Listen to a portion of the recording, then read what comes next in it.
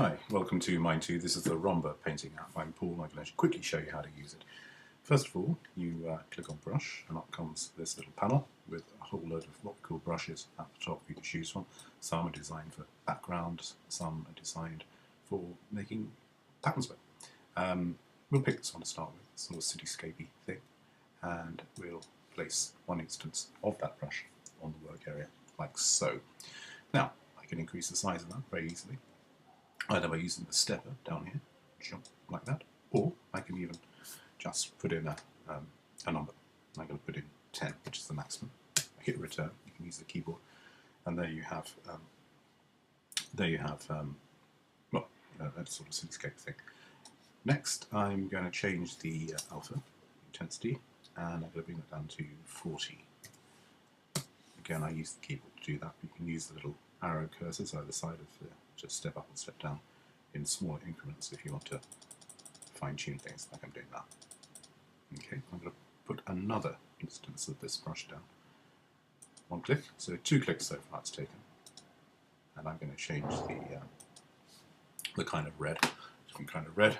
I think also I'm going to bring that alpha down even further, down to 30, hit return, and the 3rd click is coming in. And I'm going to bring the size down now to 7, hit return, and change the colour once again. I think we're going to have a completely different colour, and I'm going to just put in another instance. This is the 4th click, and I think we'll go for a kind of blue in there. And I think I'll bring up the intensity to maybe, that's a bit much, maybe 50. In fact, I'll put in 50, it's quicker. There, one more.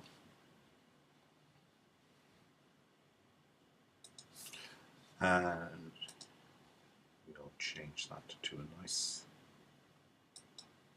different kind of blue. Okay, so once you've got what you think might be a basic design, you can begin to have a play around with it. And what I'm going to do now, well, I think I'll just do one more instance of the brush here, because I just want to turn this, to show you how you can also use the middle one. There you are. I've just turned that particular brush 90 degrees. And I don't like it there, so we'll move that and do it right on the edge, if I can.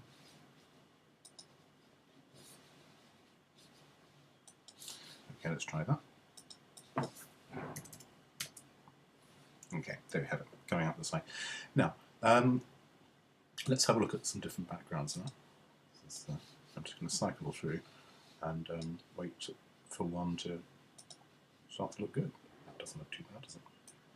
It looks like sort of evening-y cityscape.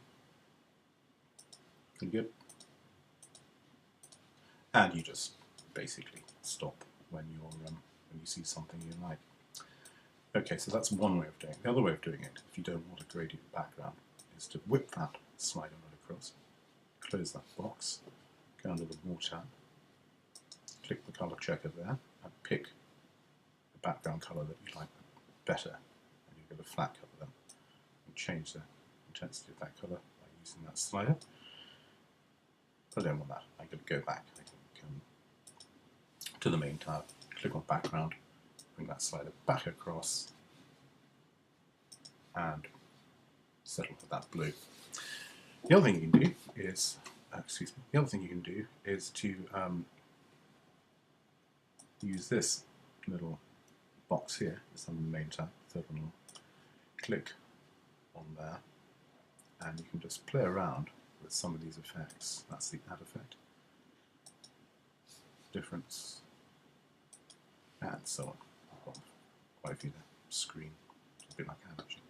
Multiply, there we go. And so on and so forth.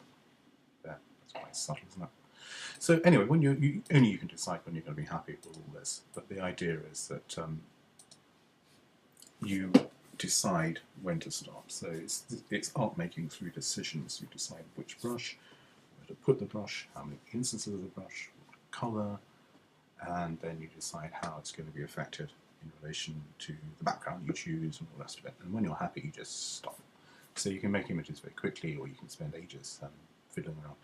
Anyway, the whole point is that when you do decide that you're done, you just hit save, and that will go into the special section of mine too, called My Pictures, where you can decide where they'll head off to next. You don't have to head off anywhere, actually. You can just store them for a rainy day, come back and have a look at them in a month or so, see if you still like them, see if your tastes have changed, whatever. They're there for you.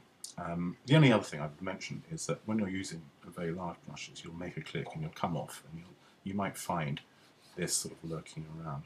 That's because it's used as a stamp and a brush.